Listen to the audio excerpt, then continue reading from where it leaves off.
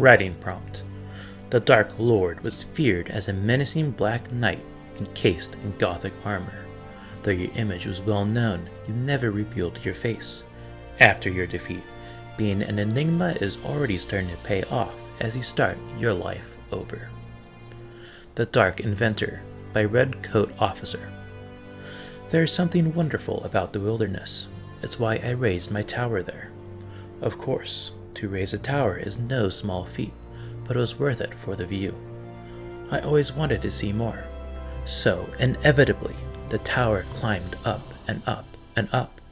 It turned out that, once you take into account the war tents of tens of thousands of dark followers, the fortress walls of black iron, the secondary towers to support the weight of the first and ever-belching smoke of the great machines that turned the forest into fuel for the lot of it, there really wasn't that much wilderness left.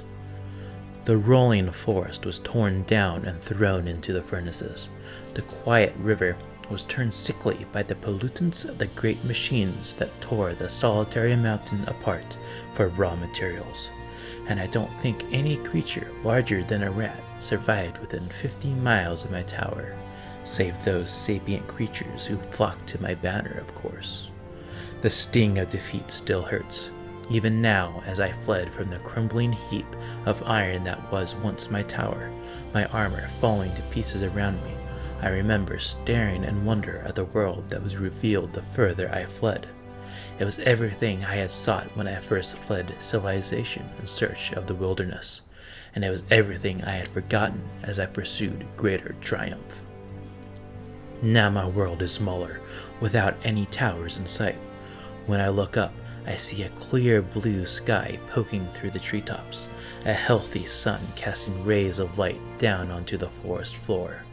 When I look down, I see a proud and noble wolf breathing out its last, my arrow lodged in the perfect spot to avoid damaging the pelt.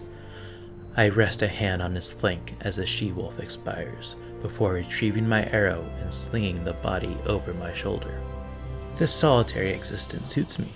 I hunt throughout the year, then bring the pelts down to the trading post some 15 miles away, where they will be sent downriver to civilization.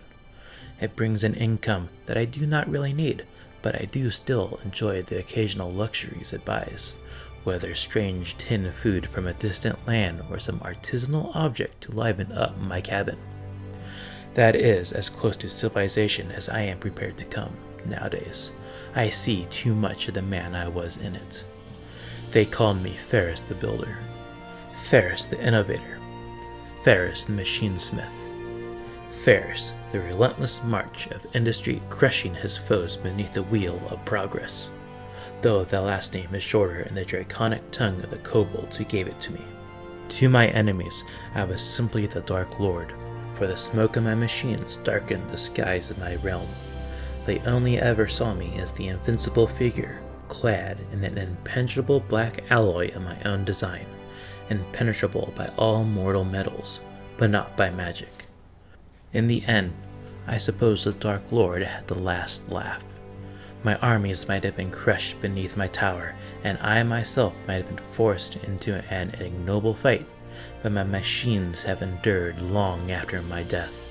Even the heartlands of my enemies now bear the smokestacks of new industry, as the age of heroes is slowly killed beneath musket balls and black powder.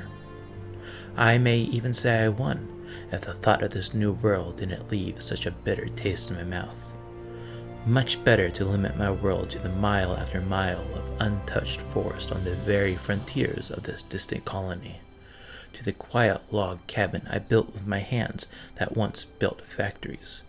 It is a solitary life, but so was the life I had before.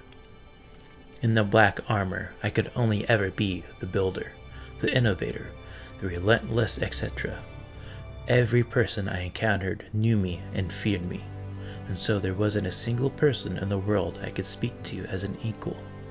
But out here, I am simply the kindly hunter, and who would not be willing to sit around the fire and swap stories with him?